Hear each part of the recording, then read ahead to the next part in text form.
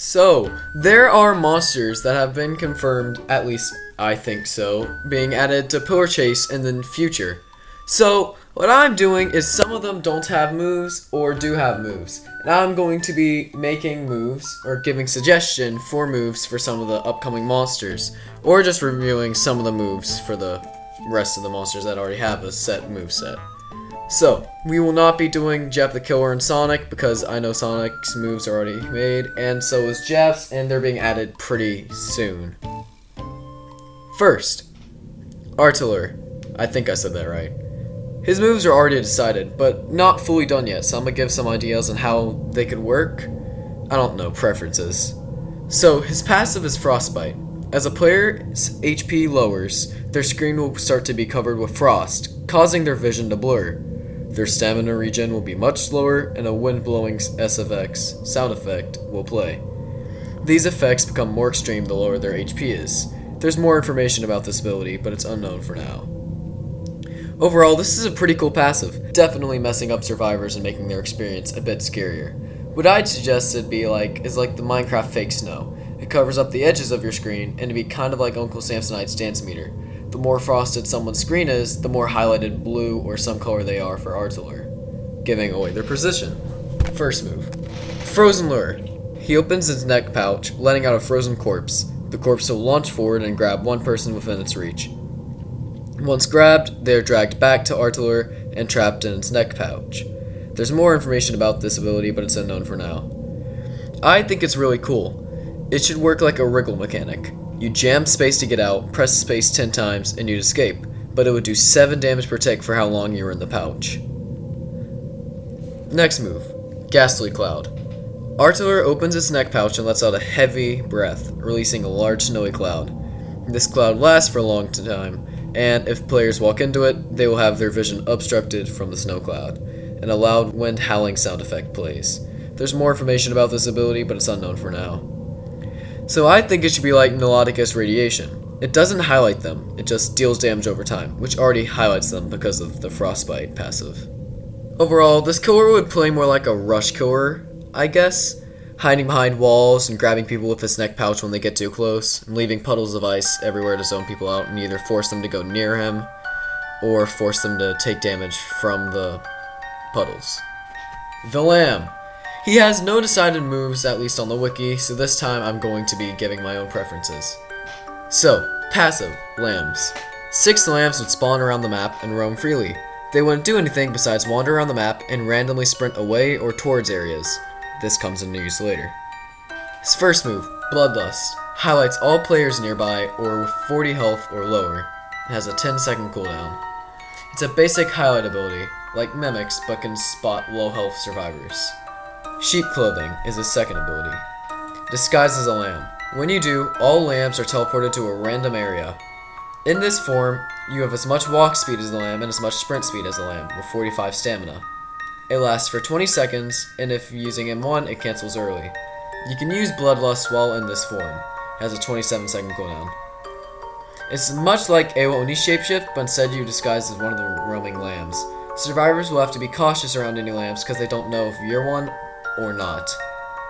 Overall, another shapeshift and ambush killer, but instead they're lambs roaming around to mess with people. Much like Aeoni, but built more like MX in speed and damage, but low running stamina. Slenderman. He only has his passive out, so I'll be making the other abilities. His passive is Enter the Void.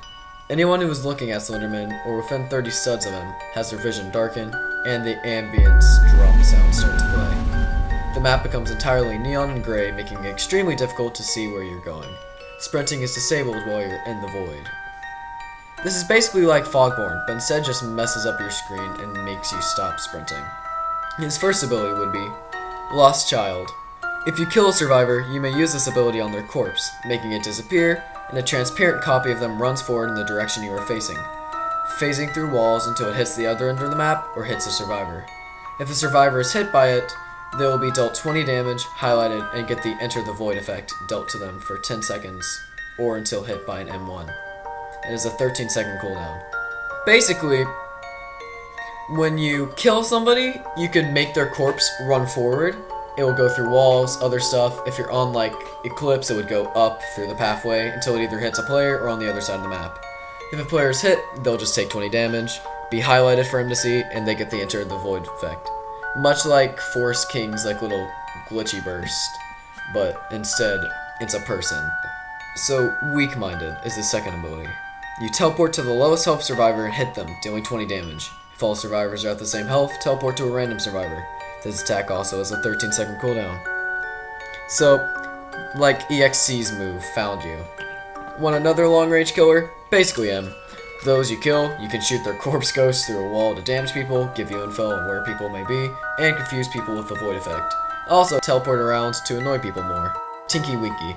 His moves are already decided, so I'm just going to be saying my thoughts on them or making a passive.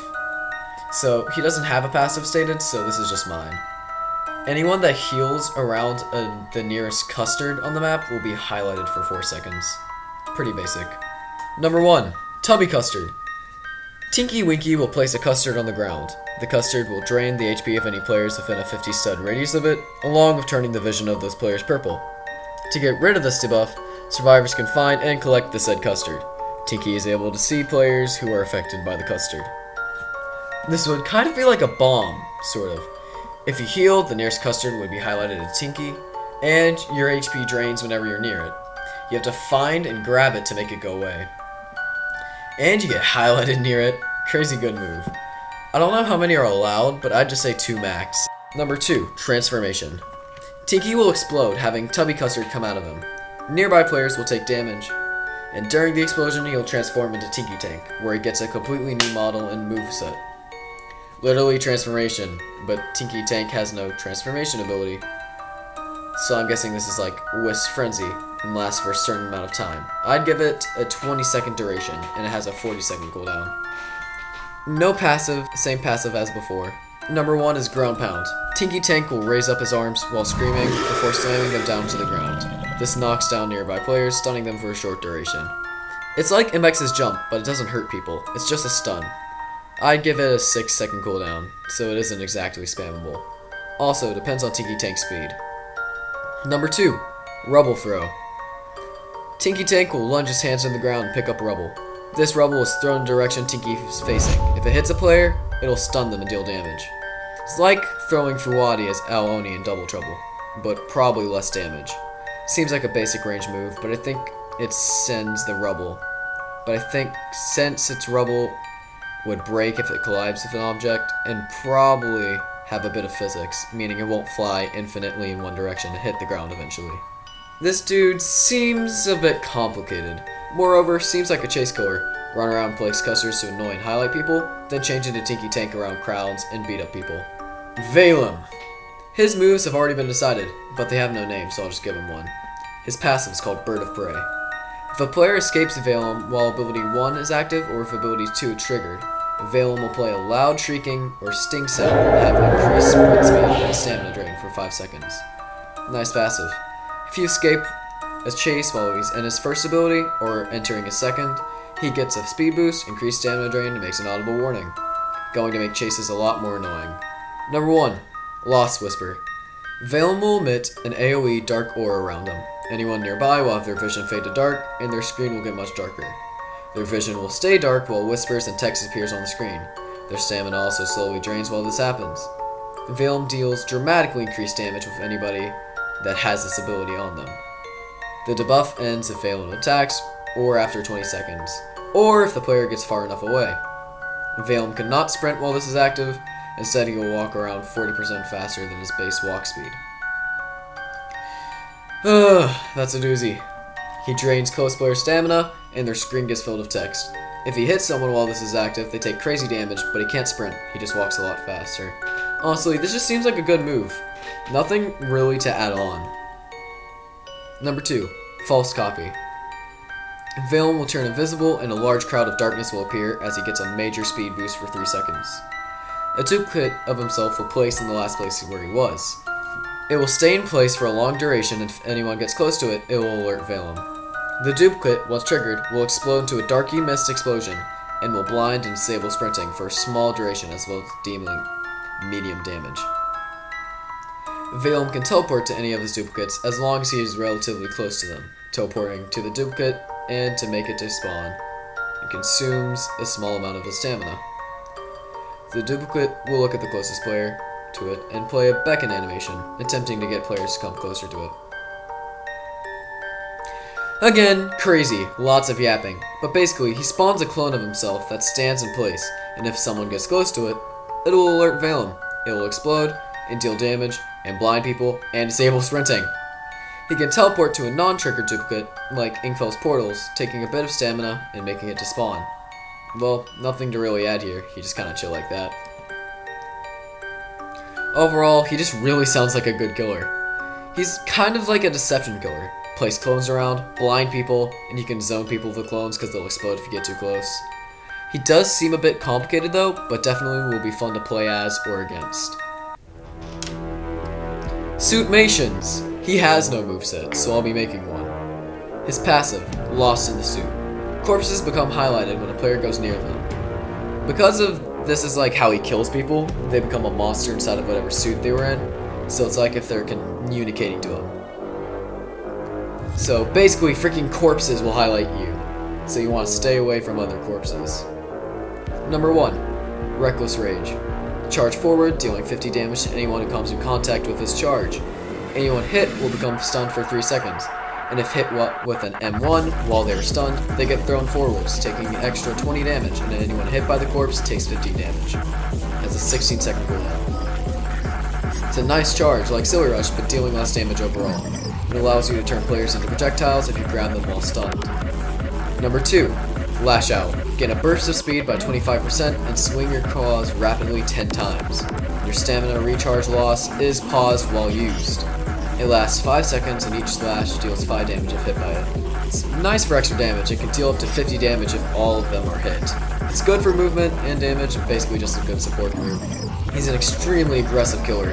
Get into a chases, attack as much as possible, and enjoy the bloodshed. You need to be aggressive to win with him. Just handle your stamina wisely. So, those are some upcoming monster ideas, suggestions, other stuff. It's just about that. If any of these are used by Blade Ninja, though I doubt that this will be seen, you can use them, I don't care. Again, these are all just suggestions. Nothing here is final, besides the moves that have already been set and are confirmed to be used.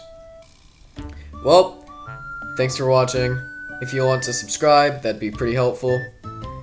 Have a good day. Bye.